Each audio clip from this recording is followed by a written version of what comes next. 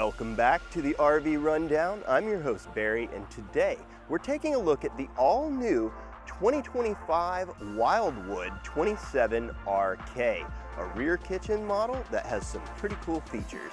Let's check it out.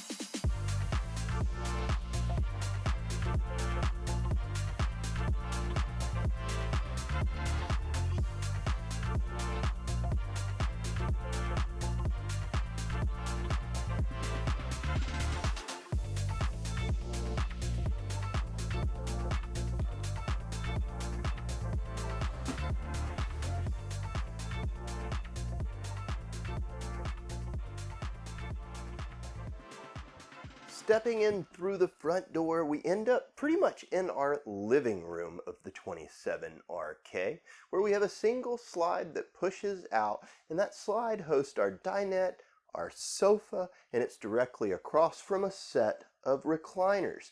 All of this faces this big entertainment center that's in behind me, where we've got some shelving around it, a spot to mount up our TV, and I should note that this mount is kind of cool because they have this same plate outside on the patio side, which means that we can literally pick up our TV and take it outside and set it on the exterior wall.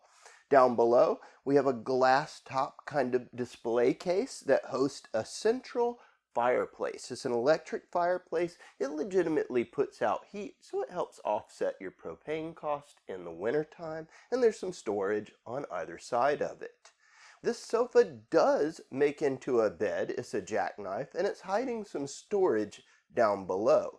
Same for the dinette in the sense of storage. It's got some hidden below. The dinette itself can be set up a few different ways. And just across from that dinette, we have our rear kitchen, the RK element of this RV. The rear kitchen is well appointed in my opinion. There is a lot of counter space here. A nice deep well single basin sink with that high-rise faucet so we can rinse out those pots and pans. They gave us a little bit of a sink cover for drying off dishes and letting them drain. And of course, our 3-burner stovetop has that glass cooktop, which helps cover up and give us more space for prep. There is an oven down below. It's a Furrion product, and hiding behind the hood here, if we lift this up, you'll find a Furrion microwave as well as our little vent here. I think that's kind of neat. It gives it a certain sense of style for sure. Tell me what you think about it in the comments. They have done some other cool stuff like installing a little spice rack here, and I kind of like the tile board in the back. It looks pretty nice. There's plugs everywhere you need them and plenty of light. And when it comes to other storage, we do have a large 12-volt Furrion refrigerator, and they were kind enough to include a pretty decent sized pantry here, which means we could probably stay out for at least a week at a time and have all the things on board that we need without having to run back to the store again.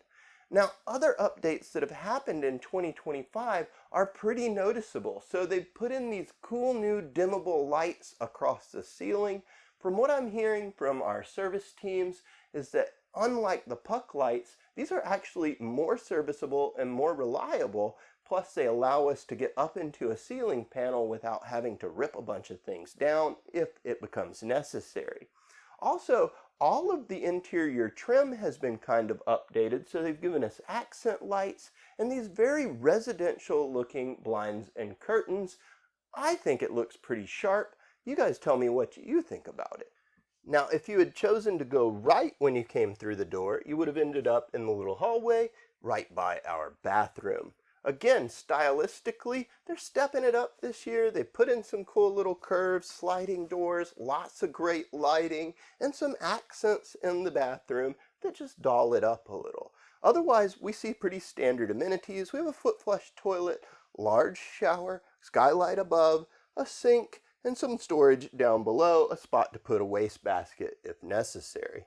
Also in the hallway here, we have our control panel and the main hookup for running Bluetooth to those JBL speakers inside and out, and the door that leads into the bedroom. Now, this bedroom has something that I really like, and it's this king-sized Versatilt bed. What's neat about this is that it goes up electrically. It's on a little bed lift. It happens right here from a button on the wall, which gives you a lot of space at the foot of the bed to get ready in the morning. And then when we lower it out, it gives us that nice flat sleeping space. The other cool thing about having it set up like this is that we have a TV backer on the wall along with the plates up high where we can get our TV all plugged up. That means you can sit up in bed and watch TV if you want to. They put in these cool little stairs on the right side of the bed so that if you do have a furry friend that wants to get up there with you, they have the ability to do so with ease. And then up high, we've got cabinetry. And to the left of the bed, you'll find a closet. And the storage doesn't end with this closet. They have a giant closet at the foot of the bed that could be a hanging space, or if you choose to, they have full washer dryer connections in here. Now the last thing I want to do before we get out of here is use our control panel here where we can check all of our tank levels, turn on our lights, whatever we need to do. But this is also where we access and run our slide controls. So I want to close this camper up and let's see what's available to us at a quick pit stop.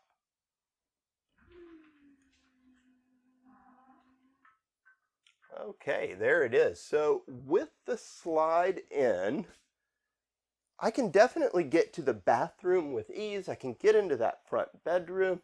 However, the kitchen's going to be a squeeze.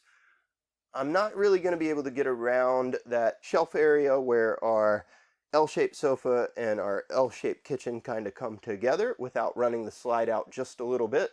So at a quick pit stop, should you need to get into your kitchen, you will have to pop the slide just slightly to comfortably access anything back there. That said, let's run everything back open and check out some of the features outside. We have a few things going on that I think are pretty cool. One, right here at the entrance, we have the step above stair system, which makes contact with the ground and has adjustable legs for uneven terrain. Gives it that nice solid feel going in and out. A big grab handle. Up above me, you'll see that this does have an electric awning that runs out at the touch of a button and is LED lit, so pretty nice there. At the very front of the camper, we've got a big pass-through storage.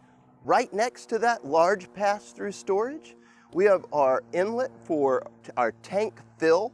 And because the tank is situated right there, they have done something that a lot of companies don't do, but I really love it when I see it. They put a big freshwater tank dump valve in there. So if you want to empty it completely, it's pretty easy to do. We have standard stabilization jacks on all four corners that run down either with the tool provided, or you can get a drill in a socket to make it move a little quicker. They're not intended to level the vehicle, but rather just to stabilize it. Outside under the kitchen, we have a few things going on here that I think is nice. They built in this cool little griddle, which has a Lodge pre-seasoned cast iron top to it. And there's an Everchill refrigerator right above, which isn't interrupted by our cooking surface. So you can get in and out with it with ease. And then just to the side of that, we have a spray port, which means we can hose things down, wash things off, pull some water off the tank if we need to. Another cool thing about the patio side is they built in TV mounts and JBL speakers. And right next to those TV mounts and outside speakers, you'll find some cool little lighting elements that they've added to the camper. At the back of the camper, we have a 4-inch square tube bumper that's holding up our full-size spare. Forest River's given us a nice tire cover here just to prevent any sun wear and tear on it. Up high, you'll notice that we are prepped for a backup camera, and this has that new Lippert ladder mount to get up to your fully walkable roofs. Also on the back here, we have our satellite and cable in, as well as our city water connection and black tank flush.